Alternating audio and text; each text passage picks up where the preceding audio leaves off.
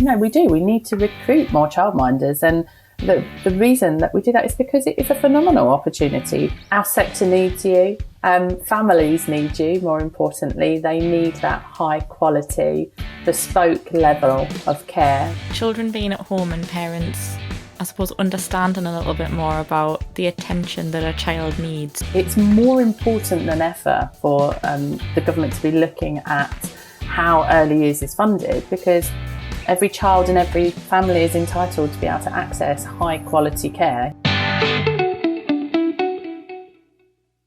I am Sam Surry, and I am Programme Director for Childminding in the 21st Century, which is a strategy, a project stream of work that PACEY, the Professional Association for Childcare in Early Years, the focus of my work is to look at childminding as it is right now. That's both in a pandemic and, with that wishful thinking head on that it's going to be over really soon and everything will go back to normal. But, that idea of where is it now? How can we make it better, easier? How can we encourage more people to come into the sector? I was going to say, because it sounds a little bit like when you're talking about childminding in the 21st century, that you might not actually want things to go back to normal.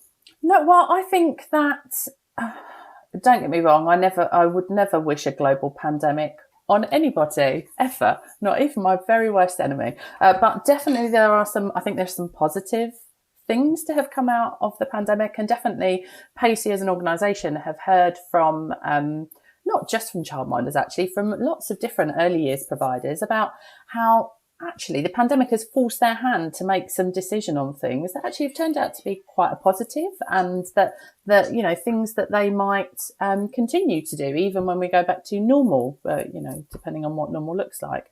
So things like virtual visits. So although early year settings can have prospective parents come and visit the setting, as long as they've risk assessed, all parties are happy, 2 meters, all of that. Actually, lots of people started using the wonderful functionality available to them, just in their mobile phone, and creating a virtual tour of their setting, which they could then share. And actually, that's a fantastic little tool. And you don't have to be in a global pandemic to use something like that. You could do it all the time. So, obviously that's very, very small scale, but I think that there are things that, for good and for bad, that probably won't ever go back to the same. And do you think, in terms of things that might not go back to the same, you talked a little bit before we did your introduction and started the actual podcast recording about sort of your 2-year-old being at his childminder and early years continuing through this, and you recognising that having your 7-year-old at home is different to having your 2-year-old at home while you try and work.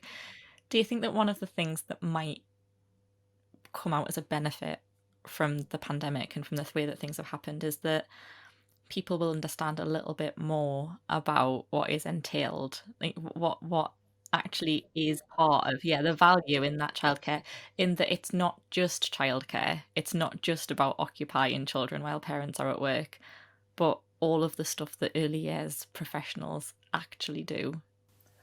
I really hope that is the case, and genuinely my respect for teachers has quadrupled, if not more, since trying to homeschool a 7-year-old.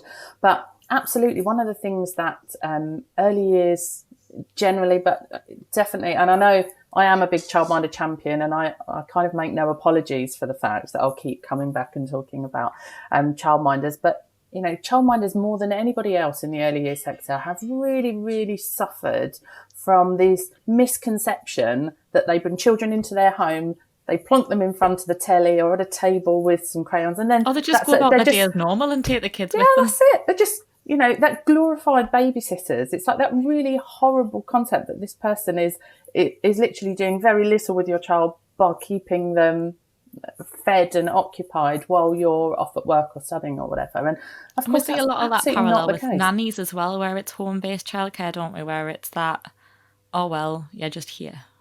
Yeah, which is just it's so far from the truth. And I think one of the big battles that we have on our hands at PACEY is really, really championing Well, it's really tackling those misconceptions head on.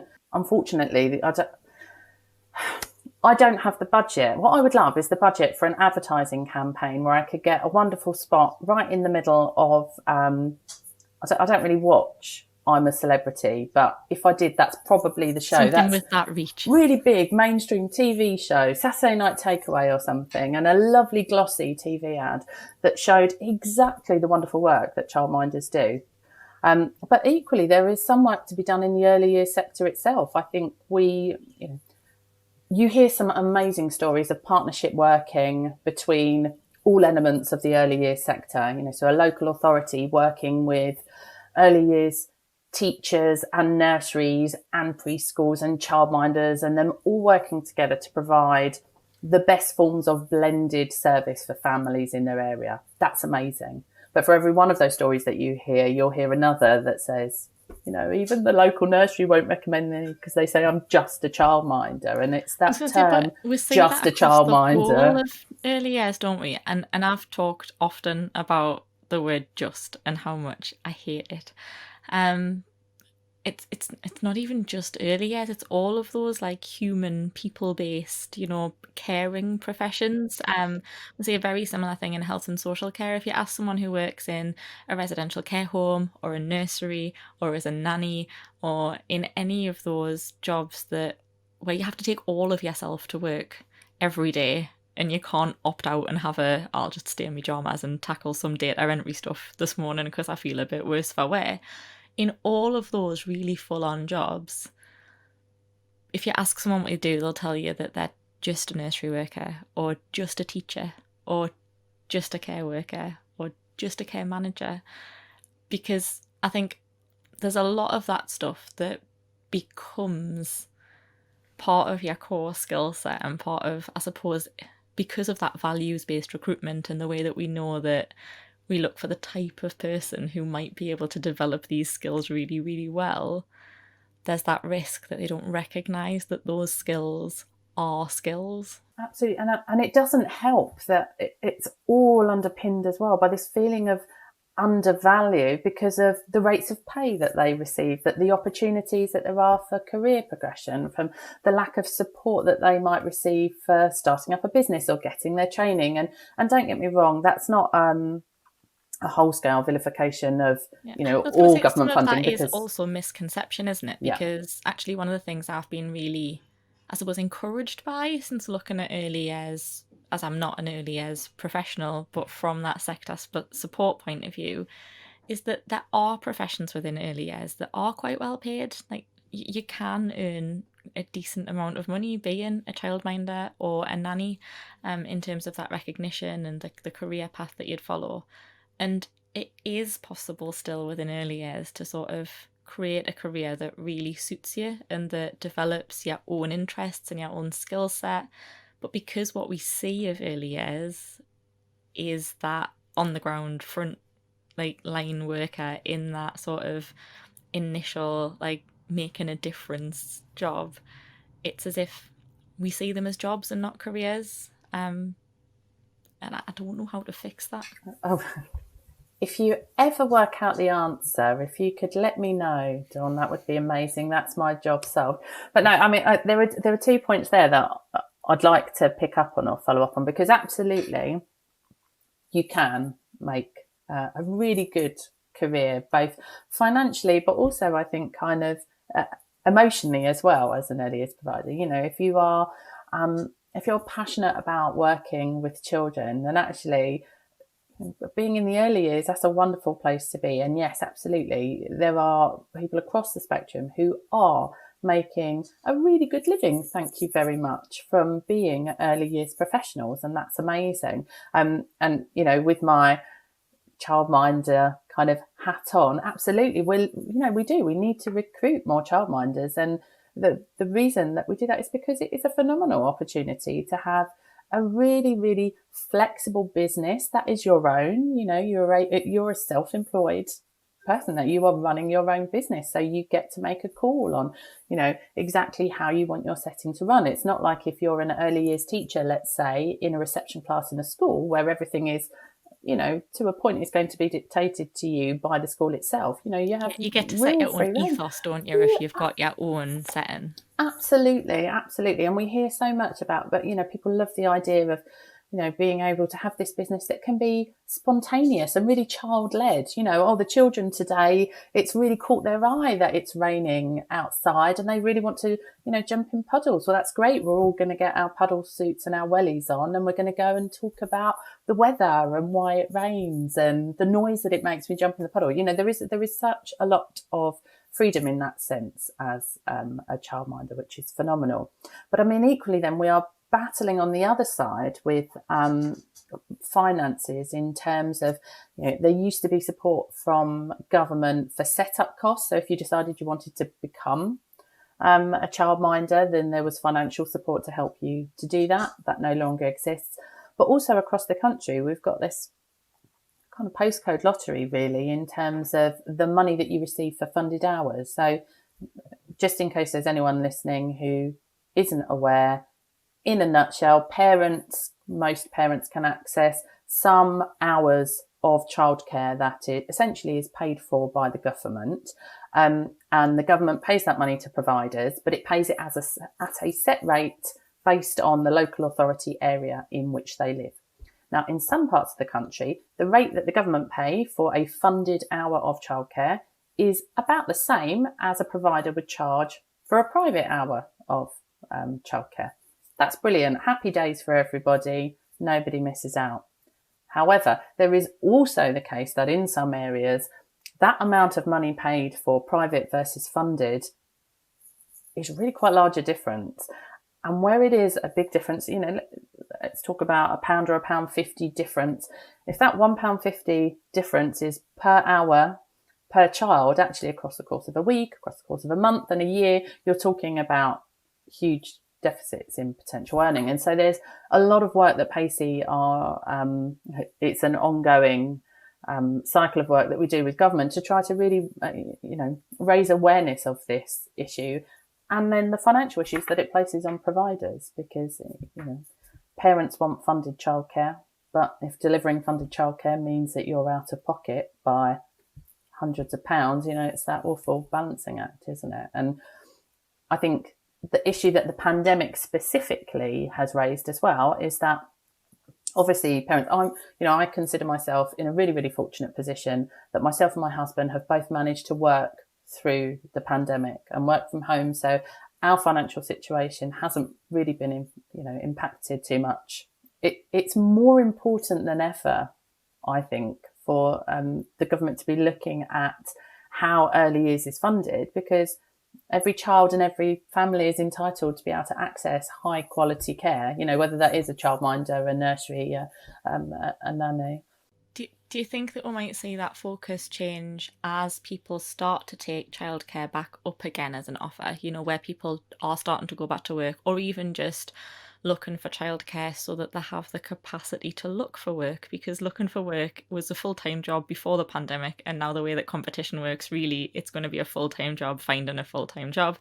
So having that capacity to actually do some job search and put yourself in the headspace to sit down and maybe do a careers quiz like the Skillzminer one on the Cash Alumni website and look at your skills and have, that takes a lot of headspace that you probably haven't got if you're doing your own childcare. Do you think that post-pandemic, COVID's going to be here forever, but in terms of the recovery from the pandemic and the way that we see the world start to shape itself afterwards, do you envision that parents might look for smaller sort of settings or ways to have more personalised childcare from a childminder or from a nanny, rather than look at nursery provision where it's larger groups of children, or where that funding, for example, one of the things that practitioners that I talk about is that they wish funding was more, not so that the setting had more money, but so that they could reduce the number of places they offer to be able to provide a better level of care for each child. Do you think that with the experience parents have had and the way that settings have operated on a smaller, more child-centric level during this, that might become more normal and that therefore funding might follow? I would love to think that that was the case, and definitely, and this is just my personal experience, is that we, as parents, so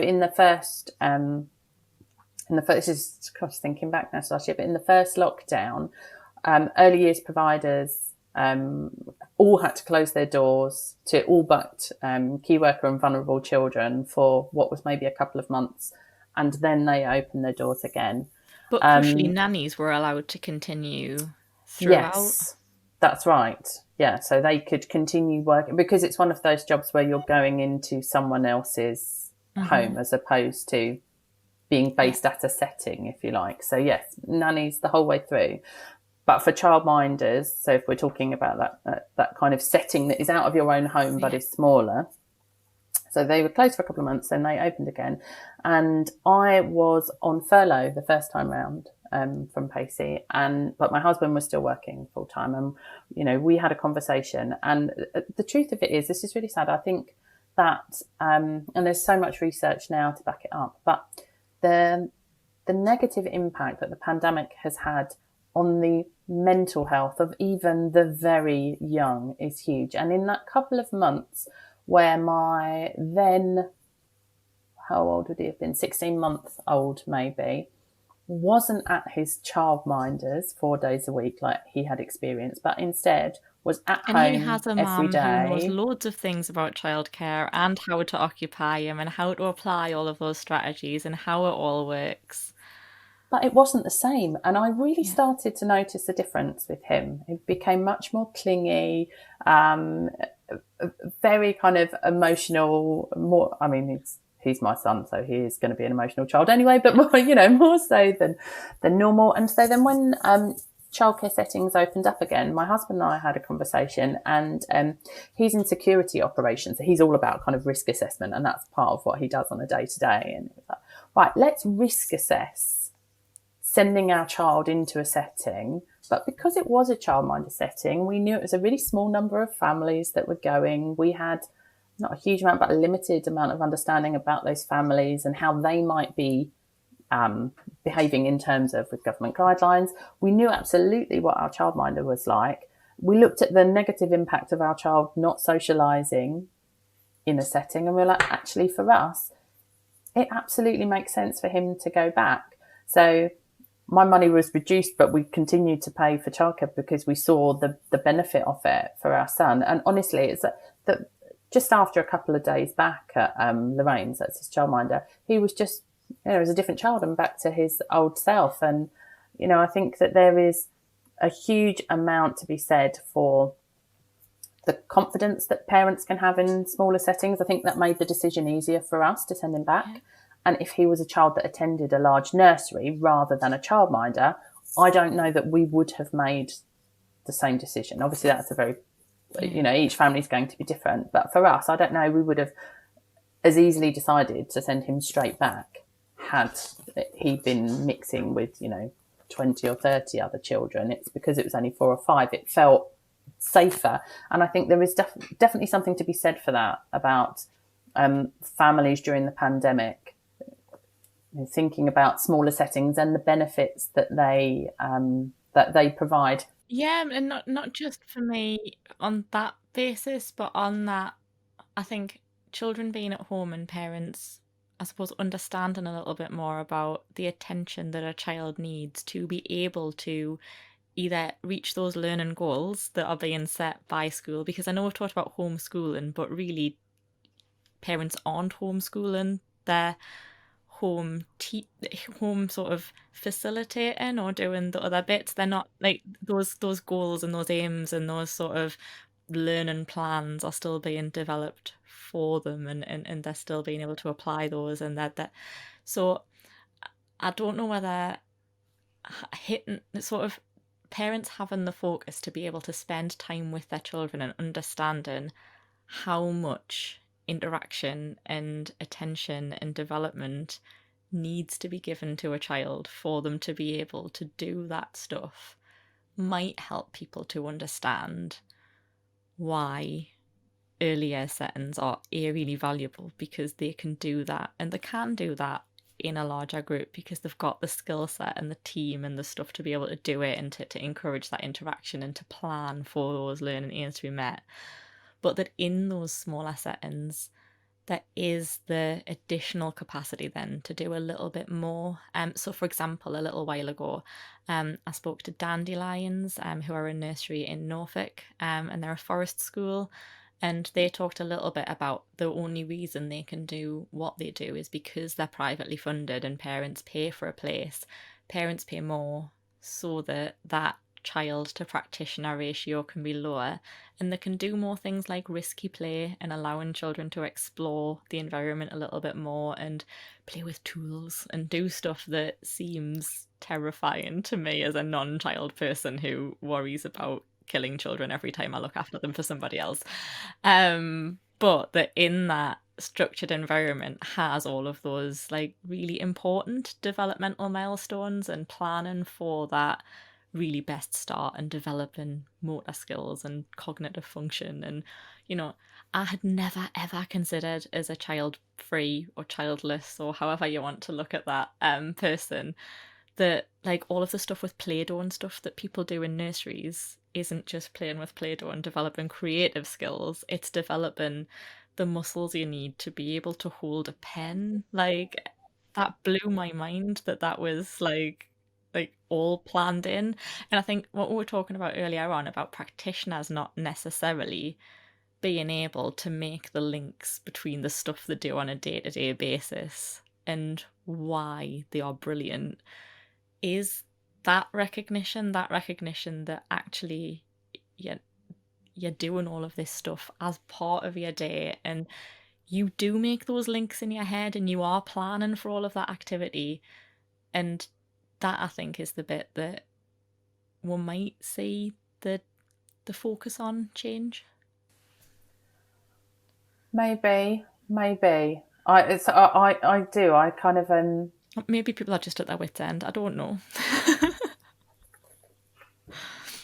No, I do. I really hope that there is a shift. That there are. I'm a big believer in silver linings. I think there are already some to have come out of the pandemic, and I do hope that one of them, for all early years providers, is that there is a greater recognition of the role that they deliver, of that really, of the vital role that they're playing in children's lives. And I don't mean playing as in game playing, but that role that they play in, really developing them and setting a really strong foundation for them moving into kind of school and later learning. And I genuinely have such an admiration for early years practitioners, because I find it tiring looking after my own two boys for any more than a few hour stretch at a time, because it's just exhausting, the amount of attention that's required, and the fact that they're doing that day in, day out with groups of children that are different ages and stages. That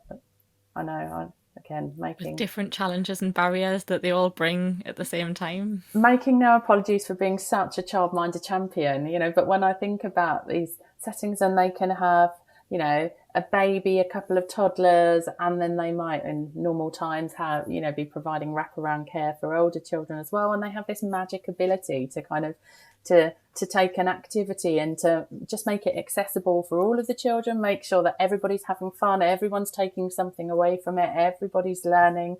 Again, kind of thinking about, real life examples that I'm seeing all the time, but, these childminders who at the moment, so we're in this stage with the pandemic where, as much as families can use multiple settings if they have to, it is heavily advised that they don't, and they try to use single settings wherever possible, which is completely understandable. But that does mean that then there are a large number of children who are coming to that age where parents were thinking, I want them to go to preschool or playgroup as well as my childminder, or that I want them to be at the nursery for some time and at a slightly different setting, where that's not happening as much as it was. And so practitioners are maybe having to take up an additional role, as in the one that their kind of their partner practitioner might have fulfilled previously. So thinking of my childminder as an example, one of the elder children at her setting would have been due to go to a preschool, isn't, and instead is doing all of her childcare hours at the Childminder. So that's the single setting that the parent had chosen. And so instead, the Childminder is creating this whole wealth of kind of activities and games and things that are really helping to ensure that that child is ready for school by the time September comes. And at the same time, offering these wonderful like mentoring opportunities for the child. So come on, now you can get involved with the younger ones. You can be showing them how to do it. And, that's the type of thing I feel like as a parent I should probably be doing more of, but you don't think of in the moment. But early as practitioners, it's what they do, and it's part and parcel of the service they offer. It comes so naturally to them, and that's what it is. It's going back to that. That's why it's so sad when they refer to themselves as just childminders. Skillzminer is a great new addition to the Cash Alumni website. We've worked with Skillzminer to offer access to their amazing tool that can help you to figure out what you might want to do next in terms of learning, or which job you might be suitable for that you might not have considered before, or even just to figure out what your skill set is. You can access Skillzminer for free as part of your Cash Alumni membership. All you've got to do is go to cashalumni.org.uk and head to the Skillzminer page in the professional development section. How can we convince early years workers that they're amazing?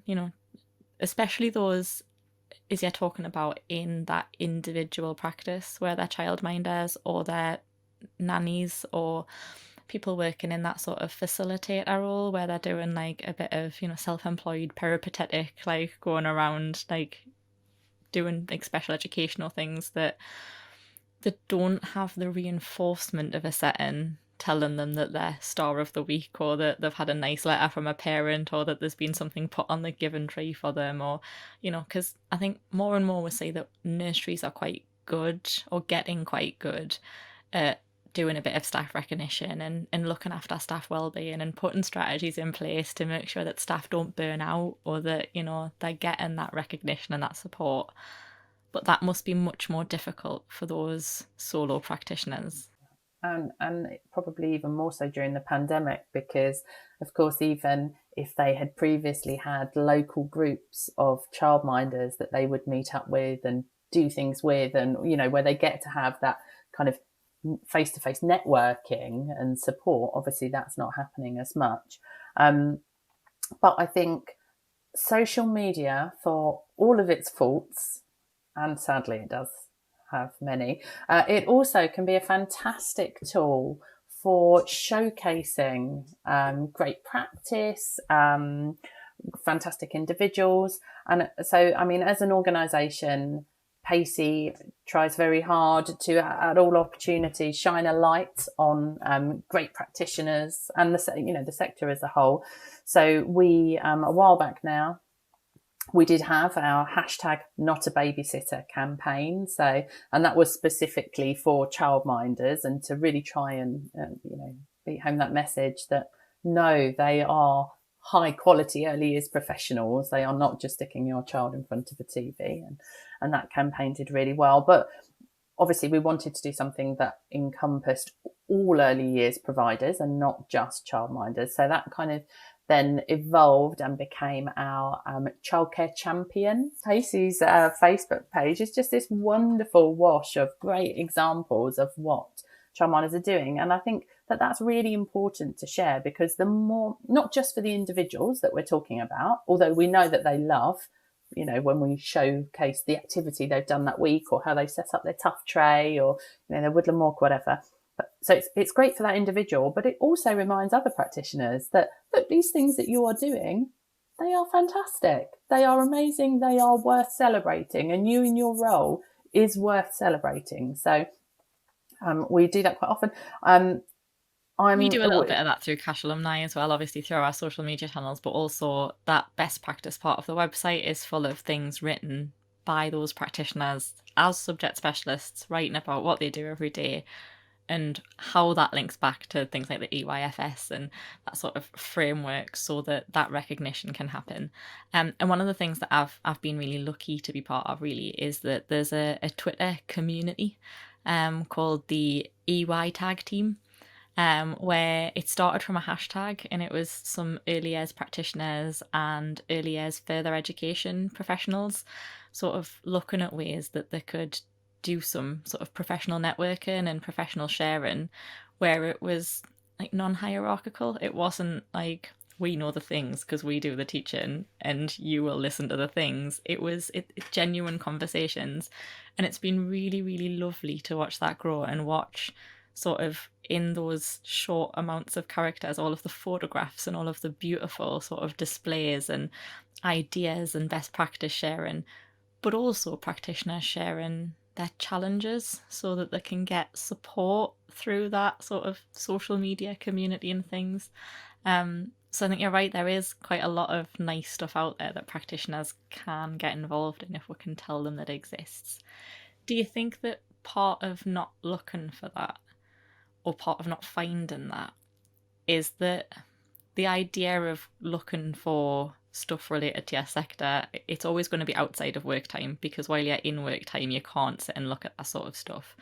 And that maybe that whole idea around it being a job and not a career or not a thing means that CPD isn't necessarily looked for in the places that it could be more easily found, because we do see it, CPD, that professional development, as being a course or a qualification, like a commitment. That informal CPD isn't as easy to talk about or as to discuss or to point people towards. No, it isn't. Although we do, as an organisation, try to remind at least our members, but everybody on a regular basis. Actually, CPD is anywhere and everywhere. Continuous. Actually, CPD, absolutely, but it really is. But can be a conversation with another practitioner, because actually, if you've taken something away from that is CPD. It doesn't have to be doing a course. Although, that's I don't want to diminish training at all, because obviously training is really important. And I think, definitely for those settings that were closed for a couple of months, so that weren't open for kind of key workers, what we saw actually was a lot of people utilising that time for CPD, which was fantastic. So, people taking courses, whether that being kind of full accredited courses, or using something like EY Smart and taking a 10-minute top up or refresher, or just going on to any one of the number of early years websites and going, oh look, I can learn a little bit more about schemas, I can understand a bit more about how I can adopt forest school principles in my practice. So I think that the issue that CPD faces with practitioners is that they are so time poor, because they have long working hours. Once they close the doors, that isn't the end of the day, because, at the moment they've got additional cleaning to be doing on top of, bits of paperwork that they might have if they're, if they want to and feel like they've got to write up observations. But even down to kind of monthly invoicing, that doesn't happen by itself. So, all of this work that they're doing, and then you get to the end of the evening, and at the end of the day, they're still also a human being who probably, especially if they're a childminder, has a family of their own. So they're cooking dinner and they're getting the laundry done, and all of the other lovely things that come with running a house. So I think a lot of the time there is a feeling that I just don't have time for CPD, and that's where I like to remind people that actually CPD can be reading a through professional network. It can be just having a conversation with someone. It can actually be being in a Facebook group and reading through the responses to a thread, because if there's a discussion about how to deal with 2-year-old tantrums, let's say, a lot of what you're reading is going to be fantastically useful advice. That in itself is CPD. If you can take that information, process it, and understand how to apply it in your setting, there you go. You've got yourself CPD. And that does kind of loop us nicely back to social media and its benefits, because I think, definitely what we've seen as an organisation is an increase in the use of Facebook groups for peer-to-peer support, particularly driven, they were there anyway, but driven by the pandemic, because you can't necessarily go down to the local park and while the children are playing, have a catch up on, how's it going getting Bobby out of nappies, or, Are you making any progress? Let's say, are you on to your next book? You can't do any of that necessarily now, but what you can do is be on a group and share those experiences and ask for advice. And definitely in our own groups, we've seen a real increase in the amount of peer-to-peer support that's going on via Facebook. And I'm sure we're not alone. That will be, I would think, widespread. Do you think that'll help with that sort of making the early years sector more inclusive towards childminders and nannies? And